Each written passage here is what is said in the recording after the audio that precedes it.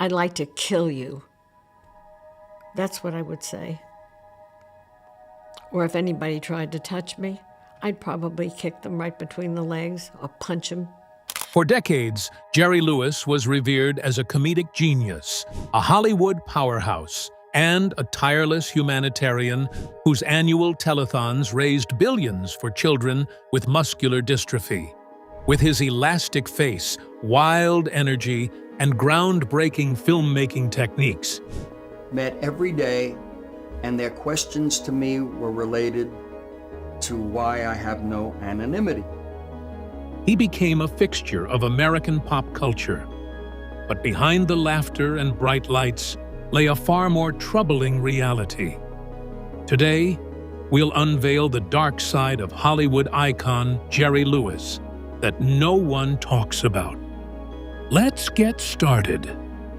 Public fame and cultural impact. Jerry Lewis's rise to stardom began in the post-Second World War era, when he teamed up with singer Dean Martin in 1946. The duo quickly became a national sensation, launching their career at the 500 Club in Atlantic City before taking over nightclubs, radio, and eventually film. Their unique chemistry, Martin as the smooth, romantic straight man, and Lewis as the manic, unpredictable clown, struck a chord with post-war American audiences hungry for laughter. By 1949, they were starring in a series of successful films for Paramount Pictures, including My Friend Irma, At War with the Army, and The Stooge. Their act redefined American comedy for the television age, blending vaudeville-style slapstick with sharp timing and fast-paced improvisation. By the time they ended their partnership in 1956, the pair had appeared in 16 movies and were among the highest-paid entertainers in the United States. This was the start of something big and something dark. Very dark. Lewis transitioned almost immediately into a remarkably successful solo career. His first major solo hit, 1957's The Delicate Delinquent, marked his debut as both lead actor and executive producer. Over the next decade, he would star in a string of box office hits, including The Bellboy, The Errand Boy, The Nutty Professor, and The Disorderly Orderly. These films not only showcased Lewis's slapstick prowess, but also highlighted his growing control behind the camera. He wrote, directed, and often edited his own work, asserting creative authority at a level rarely afforded to comedians of the time. By 1965, his earnings reportedly exceeded $10 million annually. A key innovation that cemented Lewis's legacy in the film industry was his pioneering use of the video assist system. Invented by Lewis and first implemented on the set of The Bellboy, this technology allowed directors to review scenes immediately after filming, using video playback synchronized with film cameras. This invention revolutionized filmmaking workflows, allowing for more precise directing and faster correction of performance or technical errors. The system would become a standard part of Hollywood production and earned Lewis admiration from the likes of Francis Ford Coppola and Steven Spielberg. While Lewis was building his Hollywood empire, he was also becoming the face of one of America's most prominent charitable efforts. In 1952, he became involved with the Muscular Dystrophy Association, or MDA, and by 1966, he was hosting the first national MDA Labor Day telethon. Broadcast annually for more than 4 decades, the event became a cultural institution, with Lewis at its helm for 44 years. His marathon hosting gigs, often lasting over 21 hours, helped raise more than $2.5 billion for research and patient care. Known for his tearful appeals and passionate delivery, Lewis positioned himself as both entertainer and advocate, making the fight against muscular dystrophy a household cause. Though his methods would later face criticism, particularly from disability rights activists, his influence in the world of charity fundraising was undeniably massive. Beyond American shores, Lewis achieved a level of artistic reverence that often eluded him in his home country. In France, particularly, he was celebrated not just as a performer, but as an auteur. The influential French film journal Cahiers du Cinéma praised his mastery of visual comedy and structural innovation, comparing him to directors like Charlie Chaplin and Buster Keaton. French critics highlighted his control over every aspect of filmmaking, writing, directing, performing, and editing as a sign of true cinematic artistry. This admiration led to Lewis receiving France's prestigious Legion of Honor in 1984 and being regularly invited to European film festivals as a guest of honor. At a time when American critics often dismissed him as juvenile or slapstick-heavy, Lewis's films were being taught in French film schools as examples of high-concept comedic cinema. By the 1970s, Lewis's fame had become deeply embedded in global pop culture. He was referenced in television shows, impersonated by comedians, and parodied in cartoons. His influence extended to future generations of performers, from Jim Carrey to Robin Williams, both of whom cited him as an early inspiration. Lewis's face, voice, and exaggerated body language became synonymous with mid-century American comedy. His image was instantly recognizable: bow tie, exaggerated expressions, and a voice that could swing from childlike whine to explosive outburst in a split second. But years later, the myth of the perfect performer was shattered. The dark side of the Hollywood icon. Despite Jerry Lewis's status as a comedic icon, his public and private comments about women consistently reflected a pattern of entrenched misogyny. As early as the 1950s, Lewis was known among colleagues for exhibiting dismissive and often hostile attitudes toward women in the entertainment industry. On multiple film sets, actresses and crew members recalled being marginalized, under-directed, or subjected to controlling and demeaning treatment. One of the most infamous aspects of Lewis's public persona was his unwavering belief that women did not belong in comedy. In a 1998 interview with Entertainment Weekly, he stated plainly, "I don't like any female comedians." He went on to say, "A woman doing comedy doesn't offend me, but sets me back a bit. I cannot sit and watch a lady diminish her qualities to the lowest common denominator." His comments drew swift backlash from female comedians and critics alike, particularly as they came at a time when women such as Whoopi Goldberg, Joan Rivers, and Roseanne Barr were leading some of the most successful comedy acts in the country. Lewis refused to backtrack, later reiterating similar views in subsequent interviews. In 2011, during a press conference at the Cannes Film Festival, he was asked whether he still believed women weren't funny. Without hesitation, he said yes.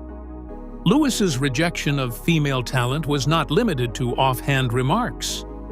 It also extended to his casting decisions and behind-the-scenes practices.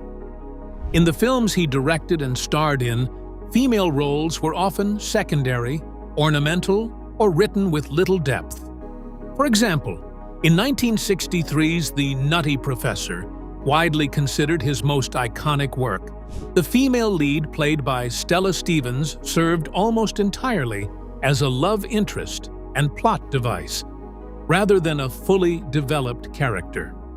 Similarly, in The Ladies' Man, a film set in a boarding house filled with women, the script reduced most female characters to stereotypes or romantic foils. Lewis's creative decisions rarely afforded actresses meaningful screen time or complexity.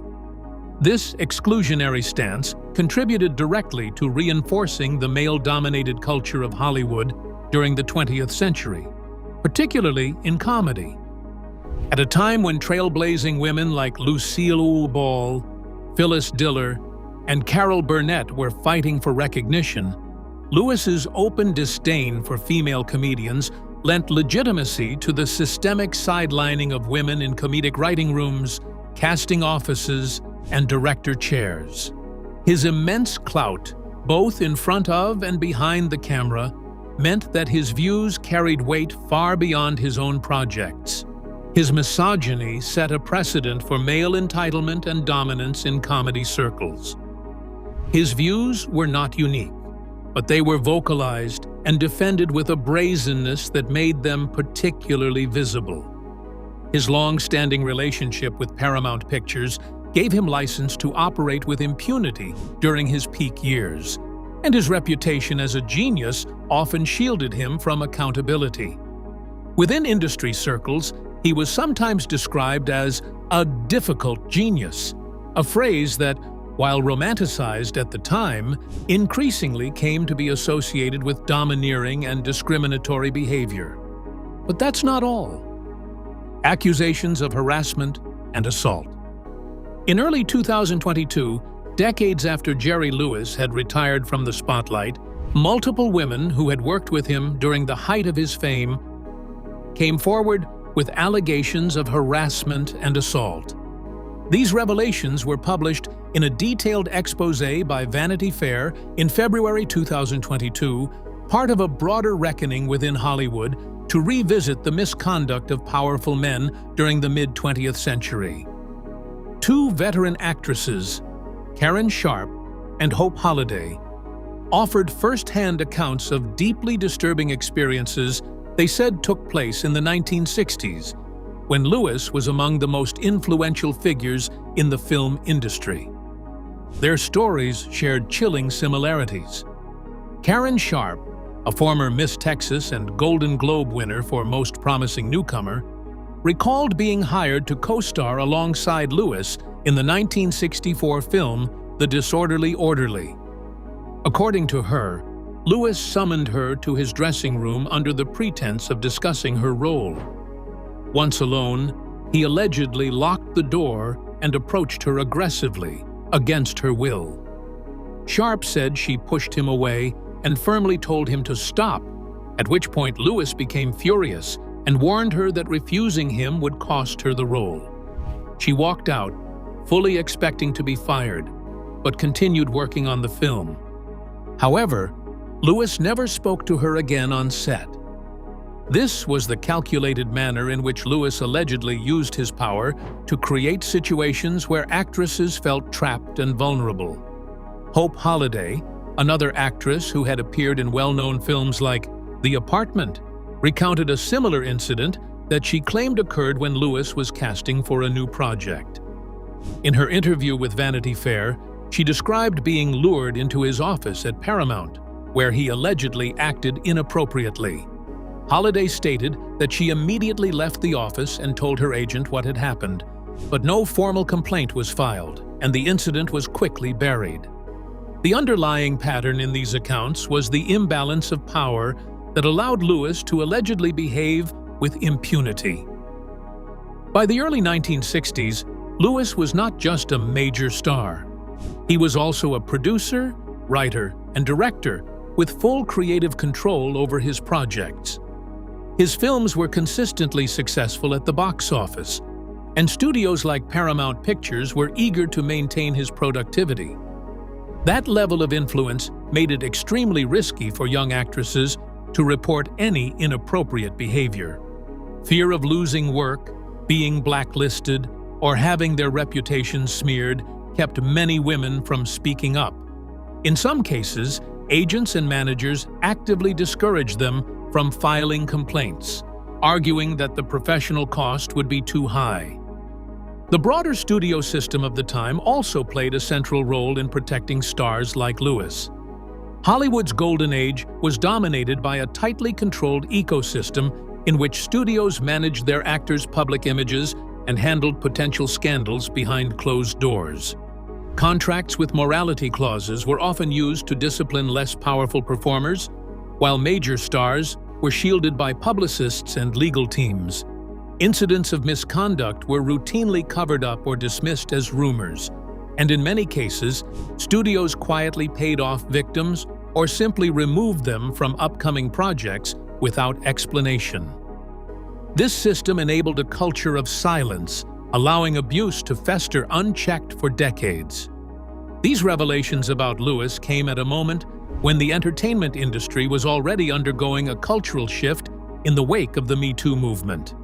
The women who stepped forward in 2022 did so not just to share their personal experiences, but also to challenge a long-standing narrative that had cast Lewis solely as a brilliant, if eccentric, entertainer. Controlling and abusive behavior on set. As early as the 1960s, during the production of films such as The Bellboy, The Ladies' Man, and The Nutty Professor, Lewis's directorial style was described by colleagues as intensely controlling. He demanded total authority over every aspect of production: scripts, lighting, camera angles, blocking, and even the wardrobe choices of minor characters. While such involvement reflected his creative ambition, it also created a working environment where collaborators, including seasoned crew members, found themselves micromanaged and undermined. According to film historian Sean Levy's biography, King of Comedy: The Life and Art of Jerry Lewis, Lewis frequently alienated co-stars and technical staff with his aggressive outbursts and degrading remarks. On the set of The Nutty Professor, several crew members recalled incidents where Lewis would fly into rages over minor issues, berating lighting technicians, makeup artists, or even extras in front of the full cast. One gaffer who worked on multiple Lewis productions told Levy that the comedian would scream like a madman if cues were even a few seconds off. Many collaborators felt they had to walk on eggshells, fearing that even small mistakes could provoke his wrath. Actresses, in particular, faced additional challenges when working under Lewis's direction. In a 2006 interview with Premiere magazine, Stella Stevens, who co-starred in The Nutty Professor, noted that Lewis not only gave her little creative guidance, but also regularly belittled her in front of the crew. She described the atmosphere as toxic, saying she had never worked with someone so erratic and condescending. Similar accounts came from other women who acted in his films during the 1960s and 1970s, many of whom recounted being yelled at, ridiculed, or excluded from important creative discussions. As Lewis aged and his career slowed, his on-set behavior worsened.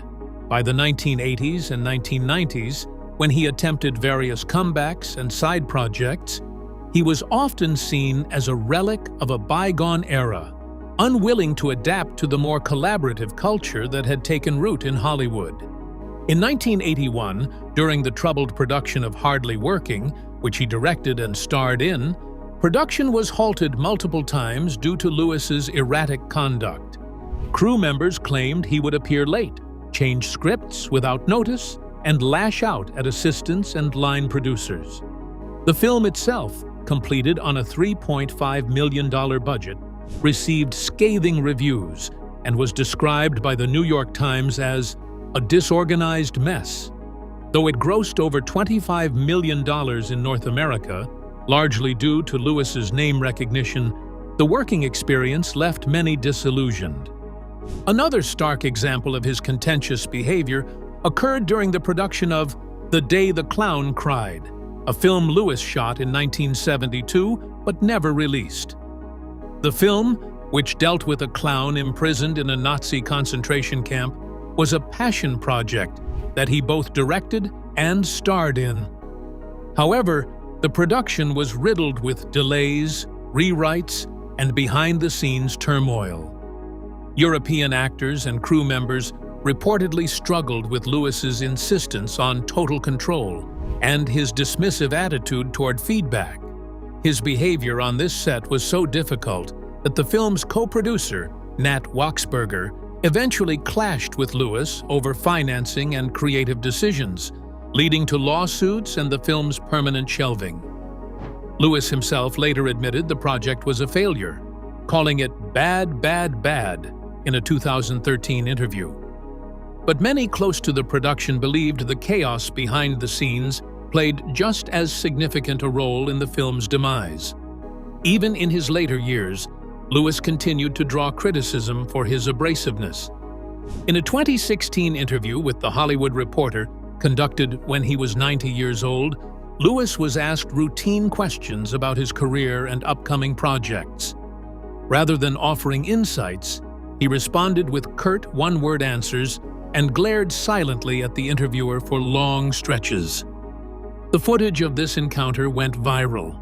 Many viewers rightfully called it bizarre or disrespectful. But the disrespect does not end here. Racist and offensive remarks.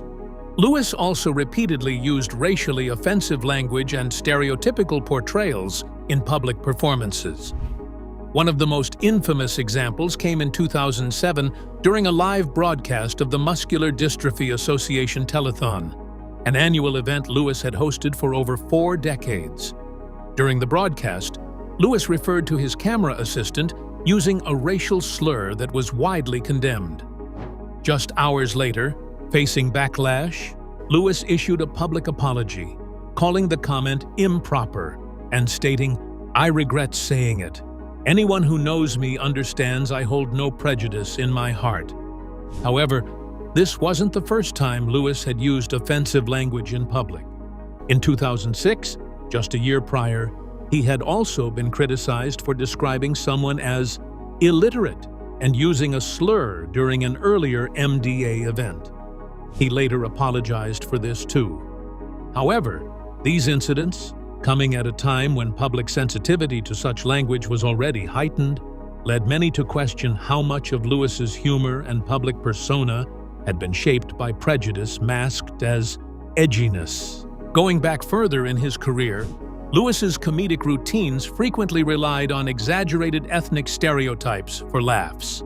During the 1950s and 1960s, particularly in his solo performances after parting ways with Dean Martin in 1956, he often employed broad, cartoonish accents that mocked various nationalities, including Italians, Asians, and African Americans. A recurring gag involved Lewis squinting his eyes and adopting a faux Chinese accent to impersonate Asian characters, especially in nightclubs and variety shows. In television appearances, such as the Colgate Comedy Hour or The Jerry Lewis Show, Lewis's portrayal of ethnic characters often reduced them to caricatures, complete with over-the-top mannerisms, broken English, and physical gestures that today would be considered racist. In one notorious example from a 1970s television appearance, Lewis donned a turban and performed a skit mocking South Asian speech patterns. Critics have also highlighted Lewis's handling of race in his films. While he rarely included non-white characters in major roles, when he did, they were often framed through stereotypical tropes. In 1965's The Family Jewels, for instance, Lewis played multiple characters, one of which was styled with heavily exaggerated mannerisms intended to mock effeminate men and racial minorities simultaneously. More significantly, the absence of Black or Hispanic actors in speaking roles across Lewis's entire filmography stands out, especially given the changing racial dynamics of America during the Civil Rights era and afterward. Unlike some of his contemporaries, such as Sidney Poitier or even Dick Van Dyke, Lewis made little effort to engage with diverse casting or inclusive storytelling. As societal standards began to shift more dramatically in the 1980s and 1990s, Lewis's style of humor, once embraced by white mainstream audiences, came under sharper scrutiny. Younger comedians and cultural critics increasingly rejected the notion that offensive impressions were ever truly harmless or merely of their time. Instead, they pointed to the real harm caused by normalizing dehumanizing depictions, particularly when presented by figures as prominent as Lewis. In a 2010 New York Times editorial, critic Frank Rich noted that the damage of racial mockery lingers when it's performed by someone who shaped the comic sensibilities of a generation. Lewis, however, remained largely defensive when asked about changing attitudes toward racial sensitivity. In one interview from the early 2000s, he dismissed the idea of political correctness as nonsense and claimed comedians should never apologize for their jokes. While his impact on American entertainment is undeniable, the other side of his legacy, marked by racial insensitivity, offensive portrayals, and repeated public gaffes, not be erased from the conversation. But we're not done just yet. Fallout with Dean Martin. In 1956, at the height of their fame, the wildly popular comedy duo of Dean Martin and Jerry Lewis shocked the entertainment world by abruptly splitting after a decade of unprecedented success. Their professional partnership, which began in July 1946 at the 500 Club in Atlantic City, had evolved from live nightclub performances into a national phenomenon. Together, they starred in 16 films for Paramount Pictures, beginning with My Friend Irma in 1949 and ending with Hollywood or Bust in 1956. They also dominated television, radio, and live venues, becoming household names and the highest-paid act in show business by the early 1950s. But behind the scenes, their partnership was fracturing under the weight of competing egos, diverging artistic ambitions, and simmering personal resentment. Tensions between the two began as early as the late 1940s, when audiences and critics increasingly focused on Jerry Lewis's over-the-top slapstick persona, often crediting him alone for the duo's success. Lewis's manic energy, exaggerated facial expressions, and physical comedy drew widespread acclaim, sometimes eclipsing Martin's smoother, crooner-style performance. While Martin played the straight man in their routines, his contributions were essential to the act's balance, but he grew frustrated with constantly being portrayed as the lesser half. According to Sean Levy's biography, King of Comedy, The Life and Art of Jerry Lewis, Martin once confided to a friend, "All I am is a straight man. I could get a dog to do that." This sense of being undervalued planted seeds of resentment that only deepened over time. Creative differences further strained their relationship. Lewis was obsessed with filmmaking and began taking a more active role in shaping the direction of their movies, often offering input on scripts, camera angles, and comedic setups. Martin, on the other hand, had little interest in the technical aspects of production and resented Lewis's increasing control. Lewis, ambitious and perfectionist, often rewrote scenes to give himself more screen time or comic moments, which led Martin to feel marginalized. Their last few films together were marked by a noticeable tension. While audiences still responded enthusiastically, insiders noted that the pair barely spoke off-camera. Director Hal Walker, who helmed several of their films, later recalled that by 1955, you could cut the atmosphere with a knife. Their final performance as a duo took place on July 24, 1956, exactly 10 years after their first show at the Copacabana in New York City. Despite the applause, both men were emotionally and physically distant from one another. The next day, their professional partnership ended. For years, the two men didn't speak. Publicly, Lewis expressed sadness over the split, even telling interviewers he would cry listening to Martin's records.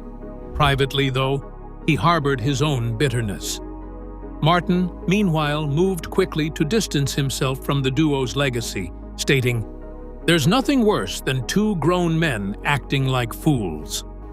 The estrangement lasted for 2 decades, during which both men enjoyed considerable solo success.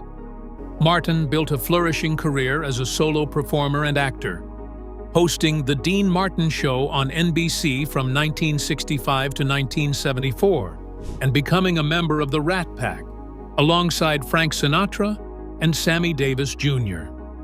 Lewis, for his part, took control of his film career, writing and directing hits like The Bellboy and The Nutty Professor. Yet, despite their separate paths, public interest in a reunion never waned, and attempts were occasionally made to reconcile them.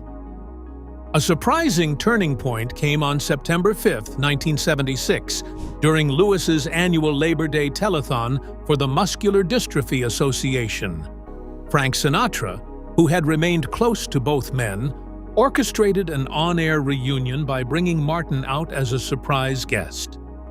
The moment was brief but historic. The two men embraced, exchanged a few words, and smiled for the cameras. It was the first time they had spoken in 20 years. Although they did not resume their professional partnership, the reunion opened the door to limited cordial contact in the years that followed.